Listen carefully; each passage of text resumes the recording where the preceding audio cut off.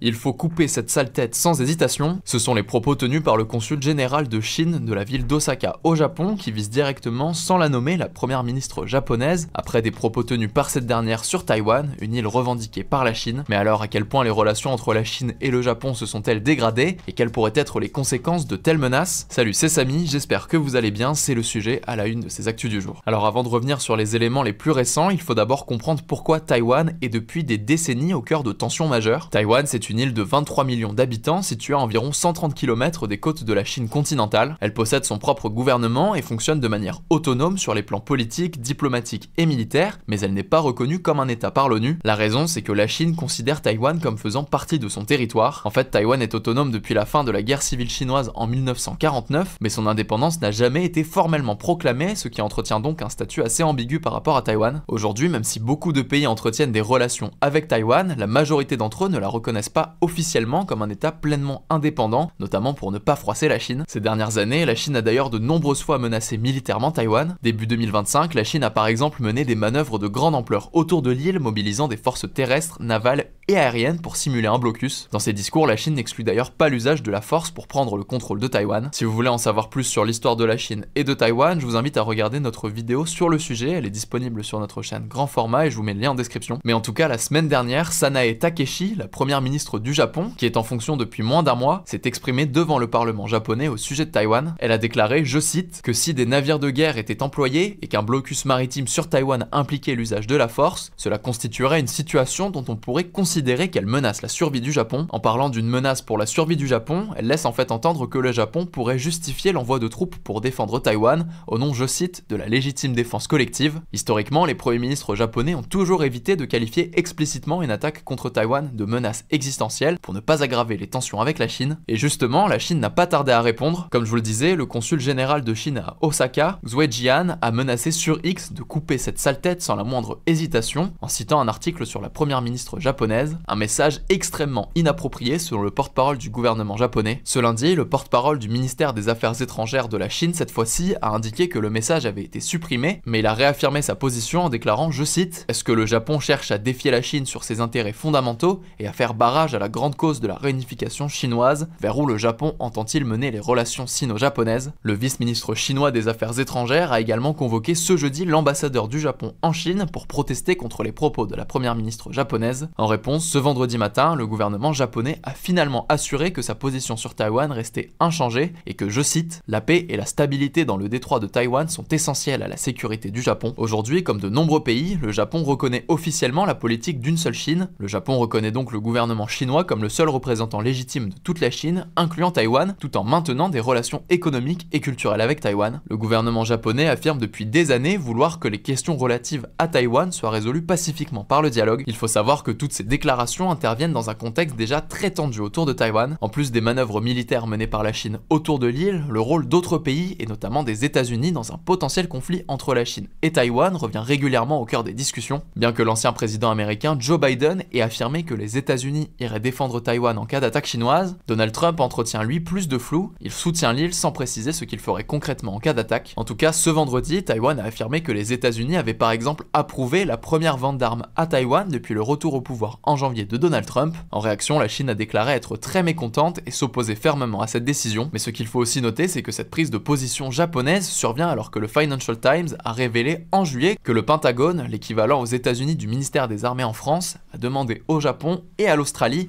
d'être plus clairs sur le rôle qu'ils seraient prêts à jouer en cas de guerre dans le détroit de Taïwan. Ces tensions autour de Taïwan s'inscrivent d'ailleurs dans un contexte plus large de rivalité historique et stratégique entre la Chine et le Japon. Par exemple, la Chine revendique certaines petites îles en mer de Chine orientale qui sont administrées par le Japon, et les deux pays sont aussi rivaux sur certains points économiques concernant notamment l'automobile et l'électronique. Et enfin, il faut aussi rappeler que l'invasion japonaise de la Chine entre les années 1931 et 1945 a laissé des profonds traumatismes dans la société chinoise. Cette invasion a mené à une occupation violente de la Chine par le Japon et à de nombreux massacres, notamment celui de Nankin qui a mené à la mort de plusieurs dizaines de milliers, voire des centaines de milliers de civils chinois. Si vous voulez en savoir plus, on vous met des liens en description et je vous laisse avec Blanche pour les actualités en bref. Merci Samy et bonjour à tous. On commence avec cette actu. Les policiers qui sont intervenus au Bataclan où 92 personnes ont été tuées lors des attentats du 13 novembre 2015 seront décorés de la Légion d'honneur. C'est ce qu'a annoncé ce jeudi soir le président de la République Emmanuel Macron Macron lors des commémorations des 10 ans de ces attentats. La Légion d'honneur, c'est la distinction nationale française la plus élevée. Ces policiers, ils sont intervenus dans un couloir du Bataclan de 6,30 m de long et 1,10 m de large avec un armement largement inférieur aux 2 terroristes qui retenaient en otage une dizaine de personnes. Ils ont pu neutraliser les 2 terroristes et extraire ces otages sans qu'aucun d'entre eux ne soit tué. En fait, il s'agissait d'une demande de longue date des associations des victimes du 13 novembre. Arthur Desnouveau, le président de l'ex-association de victimes Life for Paris qui s'est autodissoute hier, avait déclaré ce mercredi, je cite, « On se battra, nous, pour qu'ils soient médaillés, parce que vraiment, leur héroïsme, c'est l'honneur de notre démocratie. » Deuxième actu en Ukraine, au moins 6 personnes ont été tuées dans une attaque de drone sur Kiev, la capitale, dans la nuit de jeudi à vendredi, d'après les autorités du pays. Le maire de Kiev, Vitali Klitschko, a également fait état de 26 blessés. Selon Volodymyr Zelensky, environ 400 drones et 18 missiles ont été utilisés par la Russie. En face, le ministère de la Défense russe a annoncé avoir intercepté plus de 200 drones ukrainiens dans la nuit. Le président ukrainien a ajouté que l'Ukraine a besoin de renforts, notamment de systèmes supplémentaires et de missiles intercepteurs. L'Europe et les États-Unis peuvent nous aider.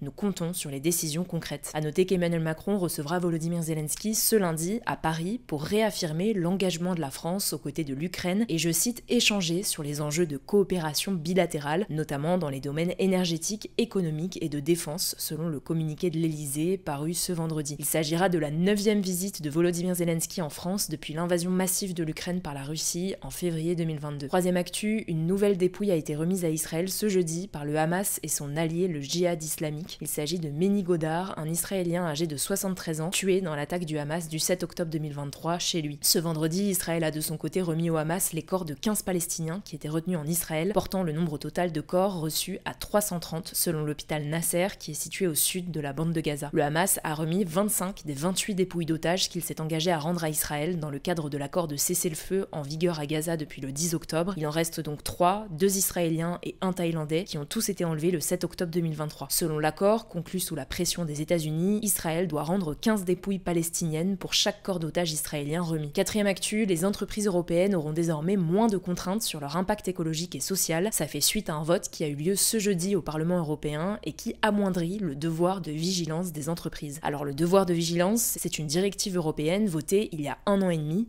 Son but, obliger les entreprises à être responsables des impacts sociaux et environnementaux de leurs activités tout au long de leur chaîne de production. Cette directive, elle est née après l'effondrement du Rana Plaza au Bangladesh, un pays du sud-est qui a fait plus de 1100 morts en 2013. Il s'agissait d'un immeuble abritant plusieurs ateliers textiles. La directive, elle fait aussi suite à la découverte du travail forcé des Ouïghours, une minorité musulmane ciblée par la Chine depuis plusieurs années. Mais donc ce jeudi, un texte qui modifie ce devoir de vigilance a été voté, notamment grâce à une alliance de députés de droite et d'extrême droite. Les obligations sont assouplies pour les entreprises concernées, qui seront moins nombreuses. Alors sans rentrer dans le détail, le seuil d'employés et de chiffre d'affaires annuel pour être soumis à ce devoir de vigilance a été relevé. Pour les défenseurs de ce texte, il s'agit d'une simplification des règles pour les entreprises afin qu'elles soient plus compétitives par rapport à leurs concurrents hors Europe. Mais pour ses opposants, dont l'ONG Bloom, cette modification du texte supprime la responsabilité des entreprises quant à leur impact environnemental et social. Cinquième actu, le président de la BBC, la chaîne publique britannique, s'est excusé auprès du président américain Donald Trump après la diffusion sur la chaîne d'un montage d'un de ses discours qui avait suscité la polémique. On vous en parlait ce lundi dans les actus du jour au moment de la démission du directeur général et de la rédactrice en chef de la BBC, Tim Davie et Deborah Turness. En fait, dans un documentaire du magazine d'investigation de la BBC Panorama, diffusé juste avant l'élection présidentielle américaine de 2024, un discours de Donald Trump avait été diffusé avec un montage qui modifiait le sens de certaines phrases. À noter que la BBC axe sa ligne éditoriale sur la neutralité, l'importance des faits et la lutte contre les fausses informations. Donald Trump avait donc donné à la BBC jusqu'à ce vendredi 22h pour s'excuser et retirer le documentaire. Le président américain avait également menacé de porter plainte pour diffamation et demander $1 milliard de dommages et intérêts en l'absence d'excuses. Mais ce jeudi, Samir Shah, le président de la BBC, a envoyé une lettre à Donald Trump pour s'excuser et annoncer que le documentaire a été retiré et ne sera plus diffusé. En revanche, la lettre précise également que la BBC réfute toute base légale à la plainte en diffamation évoquée par le président américain. Si vous voulez en savoir plus sur ce documentaire et sur le discours, je vous renvoie à nos actus de lundi. Et enfin, dernière actu, plus d'un enfant sur 10 a été privé de vacances pour des raisons financières en 2024 en France, selon une étude de l'INSEE publiée ce jeudi. Plus précisément, 11,2% des mineurs n'ont pas de vacances au moins une semaine par an hors du domicile, contre 10,6 3 ans plus tôt. Parmi les autres chiffres révélés par l'étude, 11% des mineurs vivent dans un ménage qui ne peut pas chauffer suffisamment son logement pour des raisons financières.